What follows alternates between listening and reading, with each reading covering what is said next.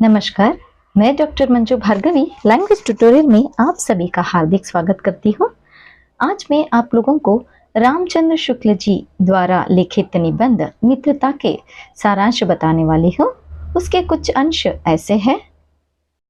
निबंध में मित्रों की उपयोगिता तथा उनके गुणों पर प्रकाश डाला है। उनकी मान्यता है, मित्रों के उपयुक्त चुनाव पर ही जीवन की सफलता निर्भर करती है।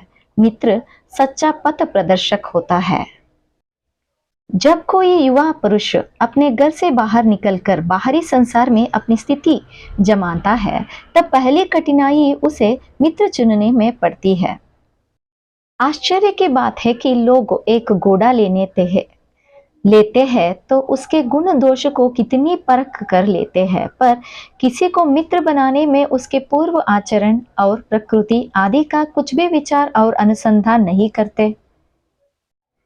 मित्र सच्चे पथ प्रदर्शक के समान होने चाहिए, जिसे हम अपना प्रतिपात्र बना सके।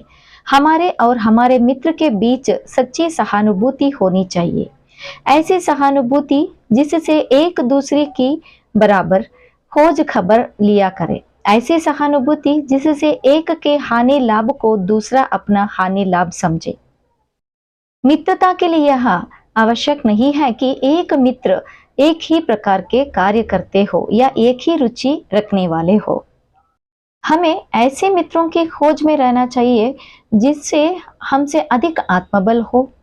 संसार के अनेक महान पुरुष मित्रों की बदौलत बड़े बड़े कार्य करने में समर्थ हुए हैं। मित्रों ने उनके हृदय के उच्च भावों का सहारा दिया है। मित्रों ही के आचरण को देख देख कर उन्होंने अपने हृदय को दृढ़ किया है।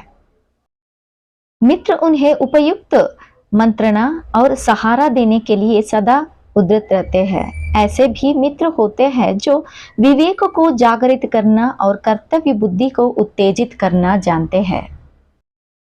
जो मनुष्य स्व संस्कार में लगा हो, उसे अपने मिलने जुलने वालों के आचरण पर भी दृष्टि रखनी चाहिए। उसे यह ध्यान रखना चाहिए कि उनकी बुद्धि और उनका आचरण टिकाने का है। पहचान करने में हमें कुछ स्वार्थ से काम लेना चाहिए। जान पहचान के लोग ऐसे हो जिनसे हम कुछ लाभ उठा सकते हो, जो हमारे जीवन को उत्तम और आनंदमय बनाने में सहायता दे सकते हो, यद्यपि उतनी नहीं जितनी गहरे मित्र दे सकते हैं। आजकल जान पहचान बढ़ाना कोई बड़ी बात नहीं है। कोई भी युवा पुरुष ऐसे अनेक युवा पुरुषों से मेल जोल कर सकता है जो उसके साथ थिएटर देखने जाएंगे या एक साथ यात्रा करेंगे। कुसंग केवल नीति और सद्व्यवहार का नाश नहीं करता, बल्कि बुद्धि का भी क्षय कर देता है। बहुत से लोग ऐसे होते हैं जिनके घड़ी भर के साथ से बुद्धि भ्रष्ट हो जाती है, क्योंकि उतने ही बीच में ऐसी ऐसी बातें कही जाती है जो कानों में ना पड़नी चाहिए।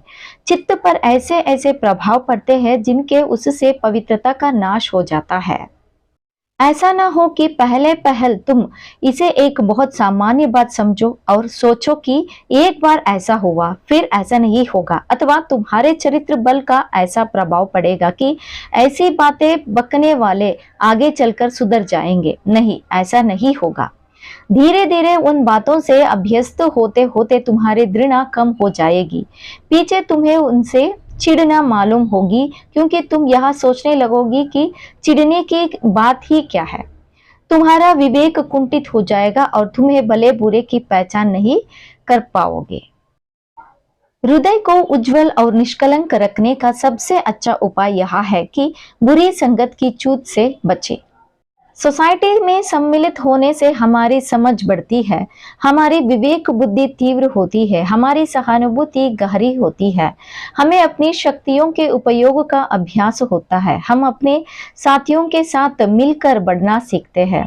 इसी प्रकार हम दूसरों का ध्यान रखना, उनके लिए कुछ स्वार्थ त्याग करना, सद्गुणों का आदर करना और सदाचरण की प्रशंसा करना सीखते हैं। धन्यवाद।